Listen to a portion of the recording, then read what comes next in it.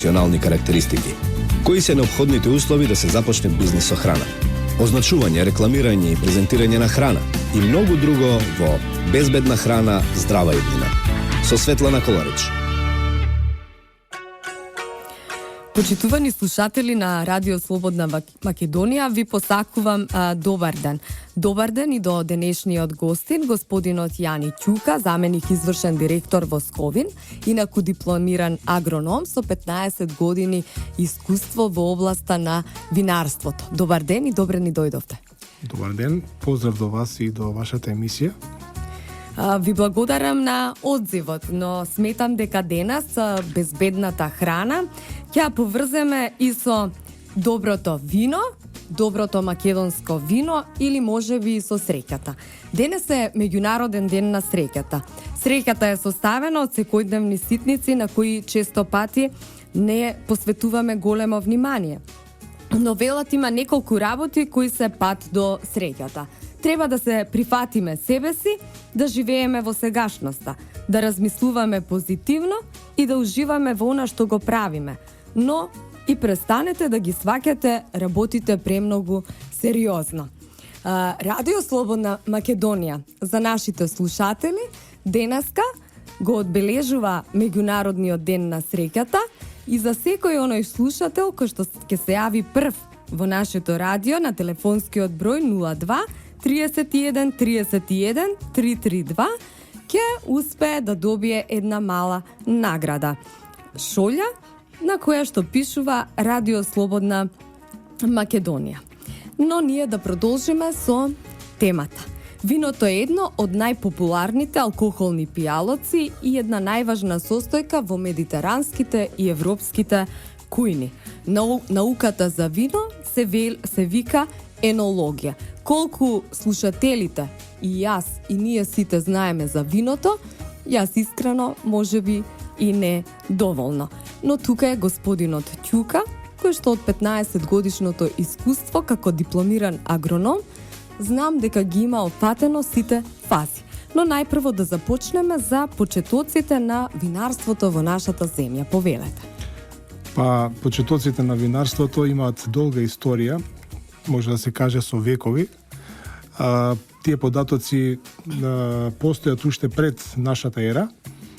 Може да се каже дека конкретно за Македонија винарството интензивно почнува да се развива во минатиот век, а после завршувањето на Втората светска војна почнува да се прават и првите винарски визби кои што знаеме беа во склоп на земјоделските комбинати. Може да се каже дека во секој град во Македонија, со постојањето на тој земјоделски комбинат, во негов склоп имаше изградена винарија. И третиот дел за развојот на винарството е некаде после 2000-та година, кога со приватизација на самите винарски визби многу поголем удел се дава на квалитетот при производството на вино, што значи дека новите собственици на тие винари вложија во нови напредни технологии, кои што се на некој начин стандарди во работењето на современите винари. Основна суровина за добивање на вино секако е грозјето. Каков е квалитетот и безбедноста на грозјето и дали тие имаат позитивно или негативно влијание врз крајниот производ? Многу убаво напоменавте, значи имаме два елемента кои што се меѓусебно поврзани. Значи едниот дел е квалитетот, а вториот дел е безбедноста на самиот производ. До пред 10 години кај нас се размислуваше само на квалитетот на производот, што значи дека квалитетот на производот е првата влезна алка за да може едно вино да си добие соодветна награда или да може да биде истакнато на полица за продажба. Меѓутоа, вториот елемент, односно контролниот, представува безбедноста на самиот производ. Бидејќи грозјето представува основната суровина за добивањето на виното, значи скоро 95% од составот на грозјето влие врз безбедноста на виното. Што значи дека кај грозјето можеме да сретнеме во делот на безбедноста единствена како пречка тоа би можела да биде содржината на тешките метали и пестицидите. Меѓутоа со правилно практицирање на добрата земјоделска пракса, вториот дел на пестицидите се избегнува затоа што кај самата земјоделска пракса и правилната примена на препаратите, запазување на каренцата, односно временскиот период за распаѓање на активната материја во грозјето, доаѓа до елиминирање на повишената доза на остатокот од активните материи. Додека кај тешките метали, како најголем причинител, тоа е самата почва, односно контаминацијата и исто така контаминацијата на водата доколку се користи во услови на наводнување. На пазарот имаме многу видови на вино. Од што зависи разликата? Значи, квалитетот на виното доведува до тоа да имаме повеќе групи на производи. Пред се би кажал дека и според содржината на шеќер, вината се поделени на суви, полусладки и сладки вина, додека според квалитетот, односно со измените на правилникот за географска ознака на виното, вината се поделени на вина на трпезни вина, на вина со географска ознака и вина со контролирано и гарантирано потекло. Што значи дека постојат одредени критериуми согласно правилникот, каде што количините на произведено грозје добиено вино ја носат ознаката за одредена географска ознака, односно квалитет на самото вино. Што значи дека што помала количина на набрано грозје по единица површина ви дава предуслов за добивање на многу поквалитетно вино. Од тој аспект, значи, колку помала количина на добиена шира од одредена од сорта грозје, толку вредноста на тоа вино ќе биде поголема, затоа имаме понатаму и ценовна категорија, разлика во категориите на виното кои што би ги нашли на полица. Во Република Македонија навистина имаме грозје, имаме вино, но дали имаме една цел, дали имаме еден вид на, да кажем, вино или пак сите овие што ги спомнавте, сите може да се најдат на нашиот пазар? Значи, во Република Македонија претендираме ние како држава да станеме препознатливи по виното, затоа што виното заедно со тутунот и со јагнешкото месо представуваат три производи кои што се извозно ориентирани.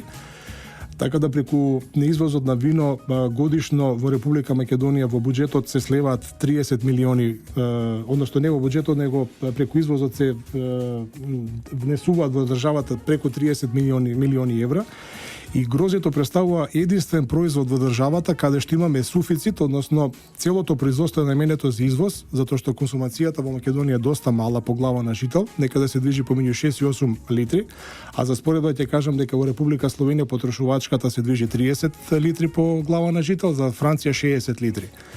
Во последно време се тежне кон подигнување и во тој дел успеваме и на винската култура, посебно кај младата популација, така да се прави веќе разлика помеѓу квалитетот на вината кои што се нудат, а се тоа е доста важно за винариите, затоа што се подигнува свеста кај младите и на некој начин и ја потикнуваме таа култура на пиење поврзана заедно и со културата на самата исхрана.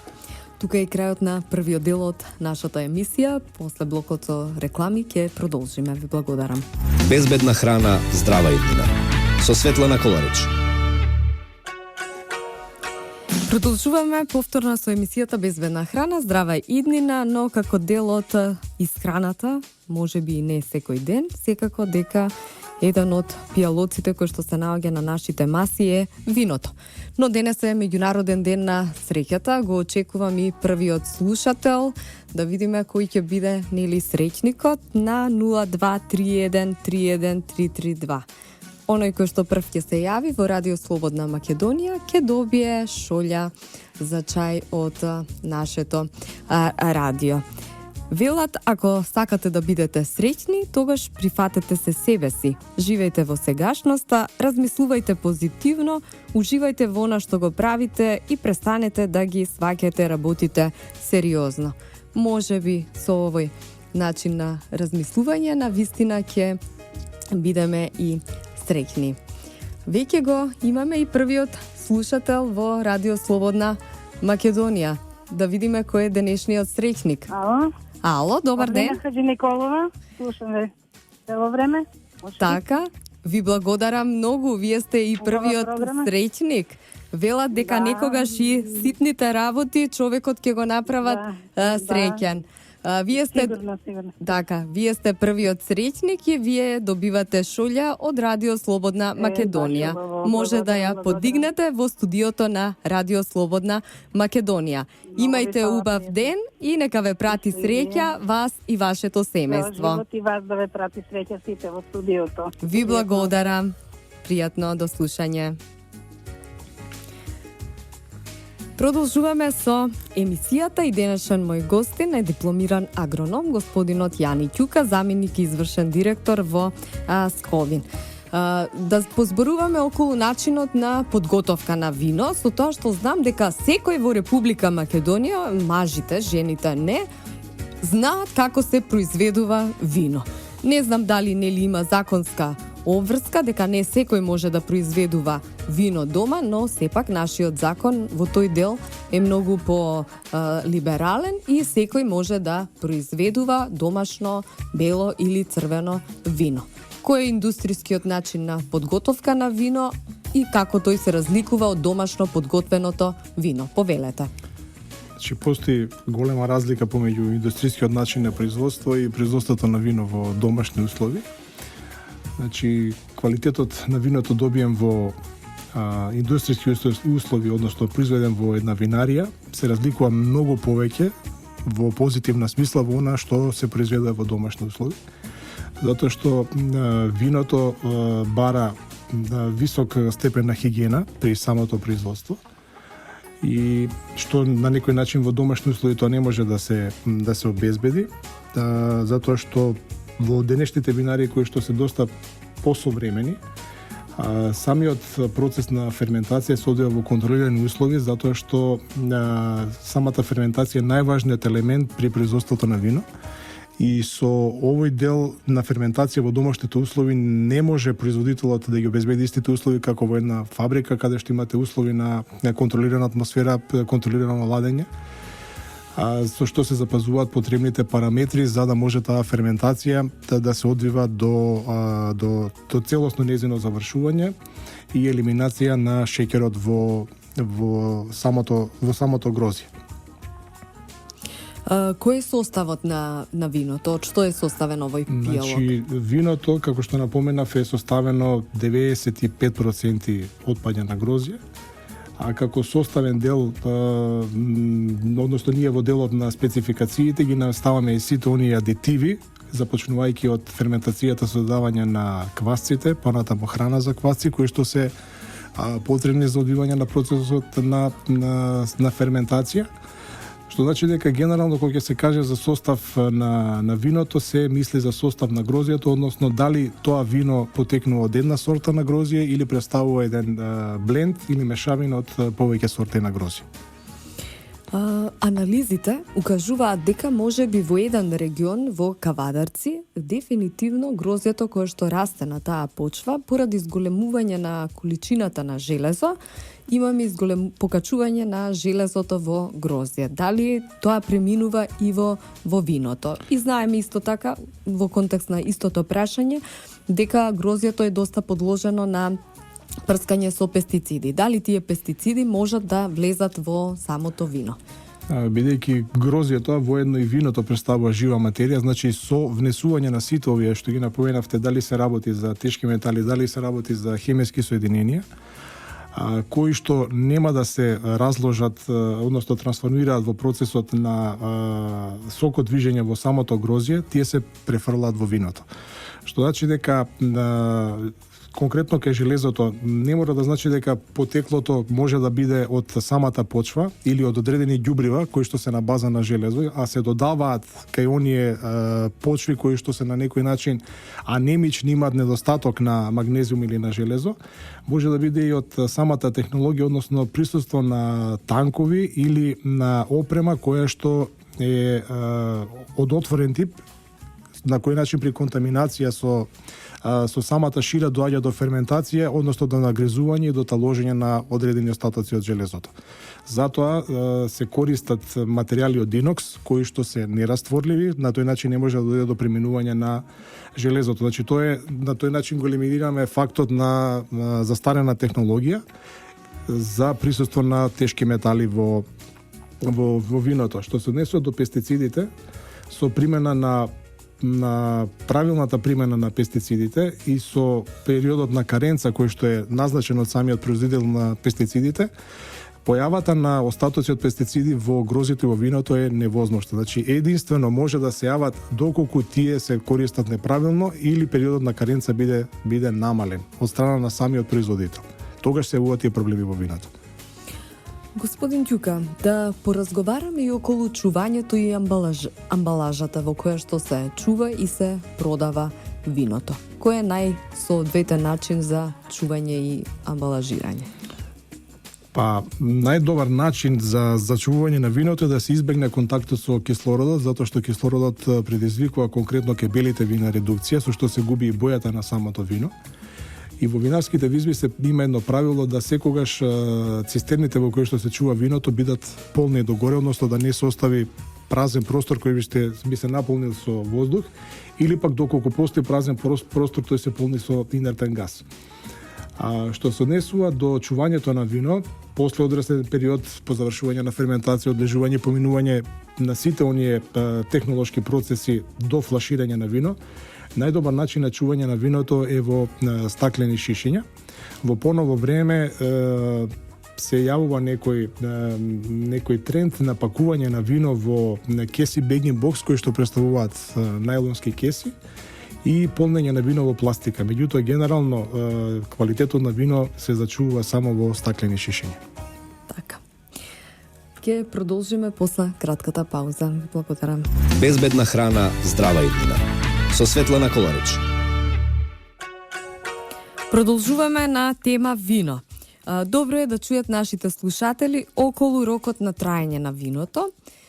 Дали секогаш виното, односно шишињата со вино, треба да бидат поставени во хоризонтална основа и да видиме талогот доколку се појави кај белото вино, црвеното вино, дали има негативно влијание, реагираат ли потрошувачите? Повелете.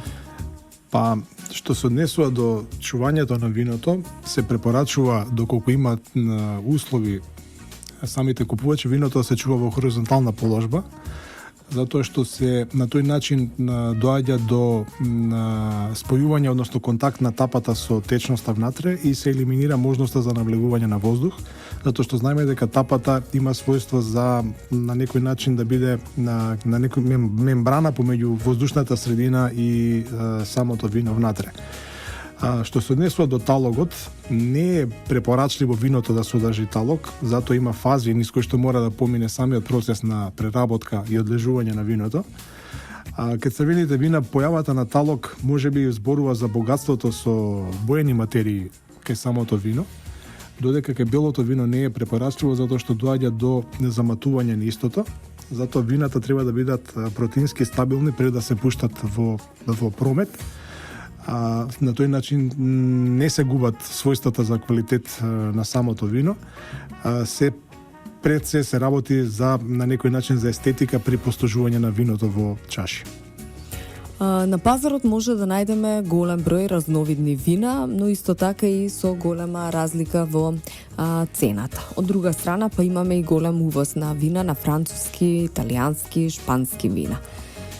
Дали постои можност да се направат манипулации и малверзации околу самата цена и квалитетот на виното, бидејќи не секој може, во однос на декларацијата која што ја чита, да одлучи дали на вистина тоа вино по квалитет е и таа цена. Во Република Македонија постои правилник за етикетирање на вина, така да правилникот го спроведува и го контролира Државниот инспекторат за земјоделство. Во истиот се строго дефинирани правилата што треба да содржи на етикетата и сите тие податоци на етикетата самиот производител треба да ги назначи согласно на добрата производна пракса. Значи можност за манипулации секогаш постојат, меѓутоа тука е контролниот механизам на државата, инспекторатот кој што во целосно професионално си ги исполнува своите задачи. Што се однесува до ценовната категорија, како што и напоменав, зависно од класата и од поборувачката на пазарот, движењата на цените како во Република Македонија, така и надвор, се движат согласно барањата на самиот пазар, меѓутоа сето тоа зависи од квалитетот на самото грозје, квалитетот на технологијата на производство, умешноста на енологот, затоа што енологот кој што го произведува виното треба да го разберете како еден уметник кој што треба да добие инспирација за да наслика одредена слика. На тој начин, преку таа инспирација која што би имал енологот, може да го препознаете при дегустацијата на самото вино. Грозјето како суровина не често се користи за вино, туку се јавуваат и одредени пред и нус производи. Ке ја спомнам ширата, што е добро позната во нашата држава, пекмес, ке спомнам маџун во поново време, ке спомнам вински оцет. Да проговориме малку за сите овие производи. Како се подготвуваат, кој од нив е можеби, така да кажам, со најдобри својства? Прво треба се направи разлика помеѓу производството на вино и производството на оцет, така да винариите се нарекуваат винари затоа што произведуваат вино, а оцетарите затоа што произведуваат оцет, дали тоа било оцет од вино, дали било од одреден овошен дестилат. Голема како нус производи, пред се би кажал, при преработката на грозјето добиваме одредени отпадоци. Тоа се петелките и комињето, кои што наоѓаат понатамошна примена, дали може да се користат во исхрана на добитокот или пак во поново време се користат за производство на биомаса и производство на газ. Го споменавте маџунот. Во Македонија маџунот е застапен во приватниот сектор. Тоа значи концентрирање на гроздовиот сок, односно ширата, до одреден степен, кој што потоа го пакуваат дали во шишиња, дали во тегли, додека во винарските визби постојат концентратори кои што произведуваат гроздов концентрат. Значи тоа е разликата помеѓу маџинот и гроздовиот концентрат. Гроздовиот концентрат се добива по пат на вакуум испарување, значи се задржуваат подобро квалитетните својства на концентратот за разлика од маџинот каде што испарувањето значи на температура повисока од 100 степени Целзиусови. И за лековитите својства и на концентратот и за маџунот може да се збори доста, затоа што се препорачува пред се кај луѓе кои што биле болни и за нивно опоравување се користи прече за регенерација на црниот дроб.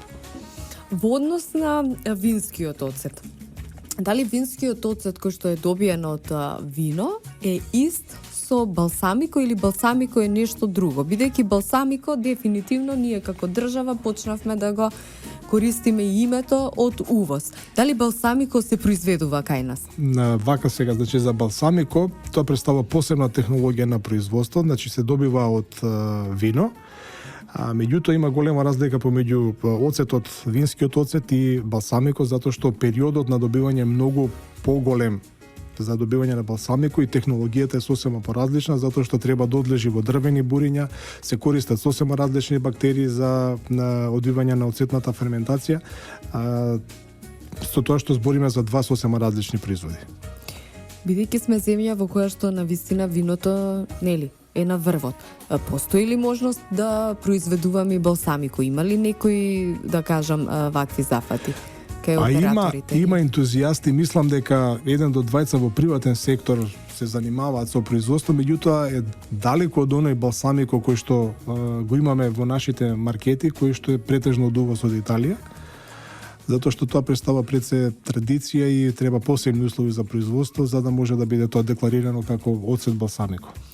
Италија дефинитивно си го заштити својот производ, меѓу другото и балсамико. Имав една можност да чујам дел од мои колеги кои што беа на студиска посета во Италија и беа однесени во одреден регион каде што отидоа да некаде околу 50 милилитри на балсамико кошташе околу 100 евра. Во суштина видоа едно дрвено буренце кое што беше покриено со едно плетено, би рекла, Чиле, а го произведуваа дедо и баба од по 80 години. Дефинитивно дојдоа запрепастени од таму, меѓутоа со доста позитивна со позитивен поглед.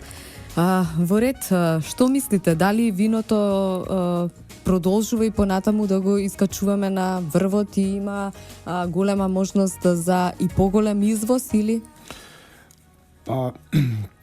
Ние тежнееме, како што напоменав дека виното е пред се извозен производ. Би биле благодарни кога консумацијата во нашата држава би пораснала барем за 30%. Настојуваме кон препознавање пред се на нашата држава, затоа што кај виното е многу важно на потеклото, односно теруарот.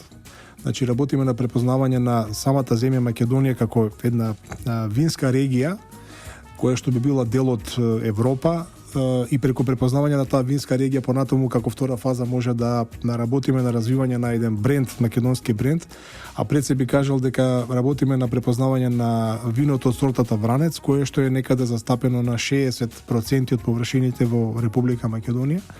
И како и секаде треба да покажеме нешто наше, домашно, и затоа одиме на фаворизирање на нашата сорта, која што не е автохтона македонска, меѓутоа од овие простори тоа е Вранецот. Меѓутоа и од другите сорти се интернационални сорти ги имаме доста во Македонија застапени, од како што се од белите сорти Шардоне, Совиньон Блан, Пино Бел, од црвените сорти Каберне Совиньон, Мерло, Сира. Така да, значи, имаме некој микс помеѓу она што е наше домашно и она што е интернационално, за да можеме да се бориме и не заостануваме, можам да кажам, доста позади напредните вински регии. Меѓутоа, треба да работиме на препознавање на нашата земја како производител на вино. Каде во Европа е користен нашиот производ? Нашиот производ, може да кажам дека ланската 2015 година беше прва година на целосно искористување на квотите, бидејќи не сме членка земја на Европска унија, се соочуваме со проблемот на квоти, меѓутоа тие квоти минатата година беа целосно искористени, како во делот на наливното, така и во делот на флашираното вино. Најголем, скоро 60% од извозот на виното од нашата држава завршува на германскиот пазар, може да кажам како наливно за жал, но имам и порасти на флашираното вино. Значи, после Германија, тука може да следи на Чешката република, поранешните земји од Југославија, како што се Словенија, Хрватска. Последните 2 години има извоз на вино во шише за кинескиот пазар и постепено се бориме за освојување на рускиот пазар. После рекламите се враќаме повторно во студиото да го завршиме и последниот блок од денешната емисија. Безбедна храна, здрава иднина. Со Светлана Коларич. Денешната тема ја посветуваме на виното. Виното е секако наш производ заедно со јагнешкото месо, по кој што Македонија би станала препознаена во Европа и во светот. Дефинитивно, последните години можеби и доста се вложува во делот на учество на саеми, субвенционирање, заштита на брендови и слично. Повелете. Може да напоменам дека ние како винари меѓусебно имаме формирано здружение, тоа се вика Вина од Македонија, за заеднички настап и пласман на македонското вино на надворешните пазари.